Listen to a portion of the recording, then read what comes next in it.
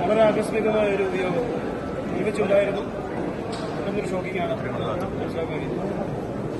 ഒരു ജനപ്രതിനിധി, ഒരു കമ്മ്യൂണിസ്റ്റ് ഒപ്പം നടന്ന് മരിക്കുക എന്നൊക്കെ പ്രയോഗങ്ങളിൽ മാത്രം അനുഭവിച്ചിട്ടുള്ള കാര്യം അതുപോലെ നടക്കുകയാണ്.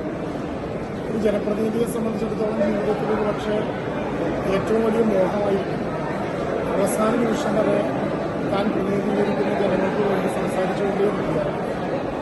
പലപ്പോഴും അത് പ്രയോഗങ്ങളിൽ മാത്രമേ ഉണ്ടാകാം. പക്ഷേ വാഴൂർ സോമൻ എന്ന ഞങ്ങളുടെ പ്രിയപ്പെട്ട സോമേട്ടൻ മരണത്തിന് 4-5 മിനിറ്റ് വരെ ആ മണ്ഡലത്തിലെ ജനങ്ങൾക്കും നാട്ടിലെ തൊഴിലാളി വർഗത്തിനും വേണ്ടി സംസാരിച്ചുകൊണ്ടിരുന്നതാണ് ഏറ്റവും കൂടുതൽ.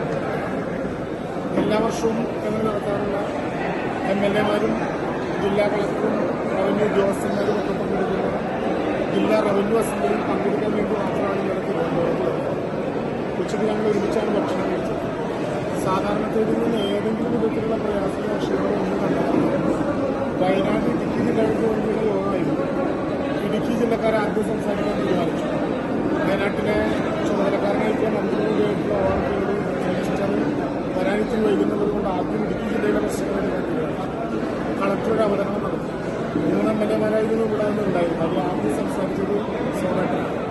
15 മിനിറ്റോളം സോമേട്ടൻ സാധാരണത്തേതിലുള്ള വാചകങ്ങളാണ് പറഞ്ഞത്. അത്രയും തൊഴിലാളികളുടെ പ്രശ്നങ്ങൾ, ജാതി സംരംഭവുമായി ബന്ധപ്പെട്ട കാര്യങ്ങൾ, ഇവിടെ നടത്തേണ്ട പ്രശ്നങ്ങൾ, ആമുഖം തന്നെ സാധാരണത്തേതിൽ നിന്ന് വ്യത്യസ്തമായി ഇത്തവണ നമ്മൾ ആഹ്ലാദത്തോടു കൂടിയാണ് വരുന്നത്.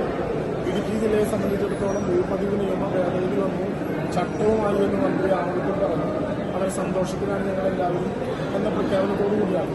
അദ്ദേഹം ആ കാര്യത്തിൽ ഏതെങ്കിലും വിധത്തിലുള്ള സംശയമില്ലാതെ ഓർമ്മക്കുറവില്ലാതെ സഭയിൽ പറഞ്ഞ കാര്യങ്ങളെല്ലാം ആവർത്തിച്ച് പറഞ്ഞു നല്ലതുപോലെ സംസാരിച്ചു.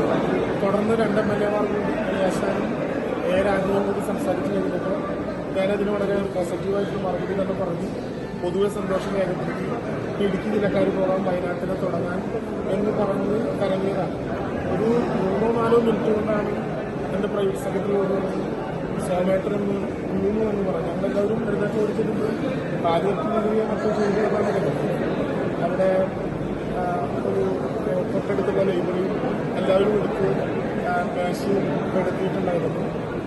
സോമേട്ടൻ ജസ്റ്റ് കണ്ട് വർത്താനം പറഞ്ഞ് യാത്രയും വിഷയിക്കേണ്ടി വന്ന് പോയതാണ്. ഇപ്പോൾ ആരോ പഞ്ചസാര ഈ ഷുഗർ കുറഞ്ഞിട്ട് യാതൊരു കരുതി കൊടുക്കാൻ ശ്രമിക്കുകയാണ്. ആംബുലൻസ് വെച്ചിട്ടുണ്ട്. ഞാൻ സ്ഥിതിക്കെന്തെങ്കിലും പറഞ്ഞു, ഇപ്പോൾ ആംബുലൻസ് ഒന്ന് കാട്ടി നമുക്ക് നേരെ കാറിനൊക്കെ കൊണ്ടുപോകാം എന്ന് പറഞ്ഞ് കാറിൽ കൊണ്ടുപോയി. ചെന്നപ്പോൾ തന്നെ കാർഡിയാക് അറസ്റ്റിൻ്റെ ഏറ്റവും അടുത്ത ആശുപത്രിയിലേക്കാണ് കൊണ്ടുപോയത്. കാർഡിയാക് അറസ്റ്റിൻ്റെ ലക്ഷണങ്ങളാണ് എന്ന് പറഞ്ഞ് CPR ആരംഭിച്ചു. ഒരു പ്രതീക്ഷ ചെറുതായി വന്നതാണ്. പക്ഷേ 20 മിനിറ്റാണ് സാധാരണ CPR ചെയ്യുന്നത്. VIP ആണെന്നുള്ള പേരിൽ ഏതാണ്ട് വലിയ നേരം ചെയ്യും. എന്നിട്ട് നമുക്ക് തിരിച്ചു കിട്ടാൻ പറ്റാത്തതിലും നഷ്ടപ്പെടും. ചെറിയ ഒരു ജനപ്രതിനിധിയല്ല. ജീവിതത്തിലുടനീളം കമ്മ്യൂണിസ്റ്റായിട്ട് ജീവിക്കുകയും തൊഴിലാളി വർഗത്തിനെ കുറിച്ച് എപ്പോഴും പറയുകയും മണ്ഡലത്തിലെ പ്രശ്നങ്ങൾക്ക് വേണ്ടി ഇടപെടലില്ലാതെ സംസാരിക്കുകയും ആരുടെ മുഖത്ത് നോക്കിയും തൊഴിലാളി വർഗത്തിൻ്റെ തങ്ങളുടെ പ്രദേശത്തെ പാർട്ടിയുടെ ആവശ്യങ്ങൾക്ക് വേണ്ടി ഒരു ഭയവുമില്ലാതെ വാദിക്കുകയും ചെയ്യുന്ന ഒരാളാണ് പ്രിയപ്പെട്ട വാഴൂർ സോമൻ. സഭയ്ക്കകത്തും പുറത്തും പല വിധത്തിൽ അദ്ദേഹം അഭിപ്രായ പ്രകടനങ്ങൾ രേഖപ്പെടുത്തും.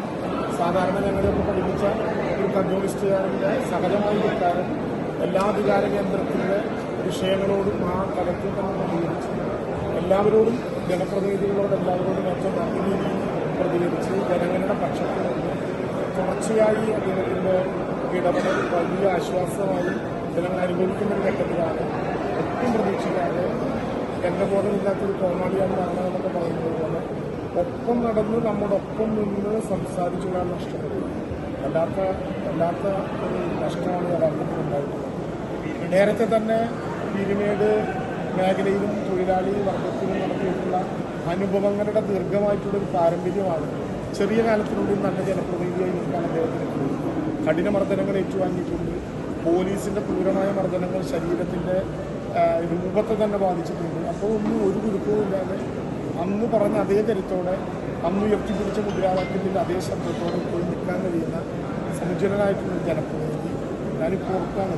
അവസാനം കൊക്കയാറിൽ ഏതാണ്ട് ഇപ്പം അടുത്ത് നിർമ്മിക്കാൻ പോകുന്ന പൂർത്തീകരിക്കാൻ പോകുന്ന വില്ലേജ് ഓഫീസിൻ്റെ ഉദ്ഘാടനത്തിന് ഞങ്ങൾ തന്നെ നേരിട്ട് വരണം, കുറച്ച് പട്ടയങ്ങളും അവിടെ വിതരണം ചെയ്യണമെന്നൊക്കെ പറഞ്ഞ് ഏറ്റവും അടുത്ത് നടക്കാൻ പോകുന്ന കാര്യങ്ങളെക്കുറിച്ച് കൂടി അദ്ദേഹം പറഞ്ഞാൽ മീനച്ചിലാലിൻ്റെ ഇരുകരയിലുണ്ടായിട്ടുള്ള ഈ ഗവൺമെൻറ് വന്നതിന് ശേഷമുള്ള ഏറ്റവും വലിയ ദുരന്തമായിരുന്നു കൊക്കയാറിനും കൂട്ടിക്കലും ഉണ്ടായിട്ടുള്ള ദുരന്തം.